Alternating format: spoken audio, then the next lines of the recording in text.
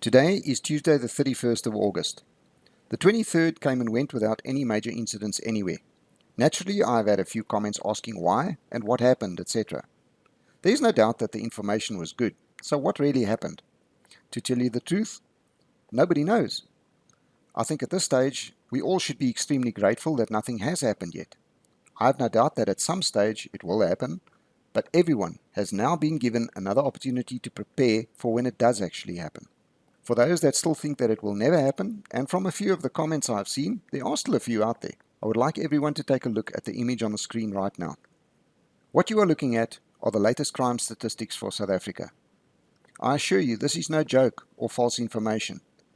These are the actual crime statistics as they are right now. Actually, some time has passed since these were published, so theoretically by now they should be even worse than this today, and even worse again tomorrow. These figures are not even in the realm of being bad. They are incredibly insane and scary to say the least. Let me run through them quickly for you. We are looking at the first quarter of this year. That is a 3-month period at most.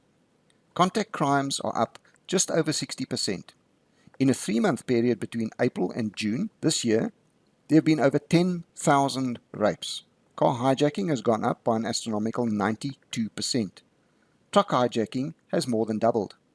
Robberies from homes has risen by over a third. Business robberies are up close to 60%. There have been 5,760 murders. Sexual offences are up by a crazy 74.1%. How's this for a clanger?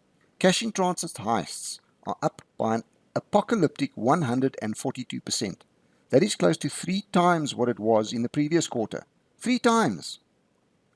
I know that not everyone understands exactly what this means, so I would like to clarify what 142% actually means. Let's say that during the previous measuring period there were exactly 100 cash-in-transit robberies. 100% of that would be 100 of course, and 42% would be 42. This means that during the last measuring period, or measured period, there were the original 100 CIT robberies plus another 142 CIT robberies. This would make a total of 242 CIT robberies from the original 100 for the last measured period. That is approximately 2.5 times the previous period. This is insanity, people. People seem to forget that an increase of, say, 200% is not equal to double. It is actually 3 times the original amount, not twice the original. I think it is very important that people grasp and understand this concept. How many of you think that this situation is sustainable? How much air can you pump into a balloon before it bursts? There is not a single soul in their right mind that would tell you that this situation is even remotely sustainable, and it is getting worse by the day. People, let's get real here.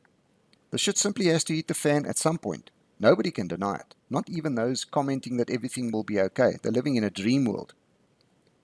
If we had crime statistics that were comparable to other countries such as Ireland or Canada, etc., I guess there would be a little room to play with here. But we were already the rape capital of the world. We were already among the leaders in the world as far as murder goes. There's no wiggle room left here, guys. No room for expansion at all.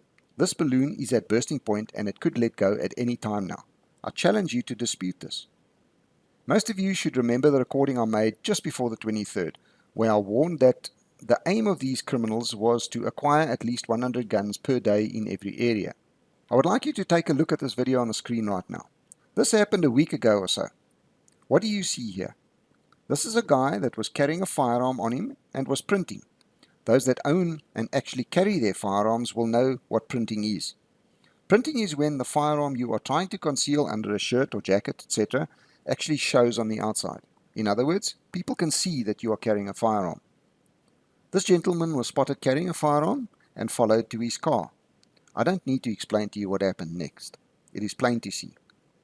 So guys, what I'm trying to say here is that, yes, nothing happened on the 23rd, and for that, we should all be extremely grateful. We have the opportunity now to prepare for it when it does happen.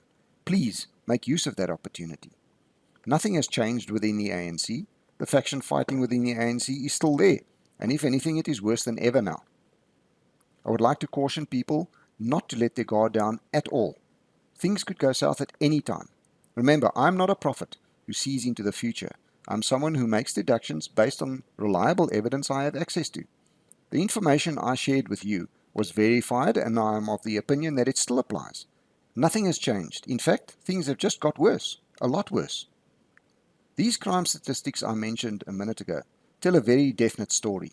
The current situation and trajectory of the country is simply unsustainable, and sooner or later the bubble has to burst. There is no other conclusion or deduction to be made based on these facts. I have one quick announcement to make regarding the freeze-dried meals from Everfresh Foods. They have contacted me and asked me to make an announcement on their behalf. Due to the sudden influx of demand of their products, they currently have a backlog of approximately 2 weeks. They are a small, family-owned business and are in the process of expanding their operation and will soon have a dedicated website catering for the prepper community exclusively, with some products specifically for them. I will let you know when that happens. Please like and share this on as many social media platforms as possible. It's the only way that my message gets out there.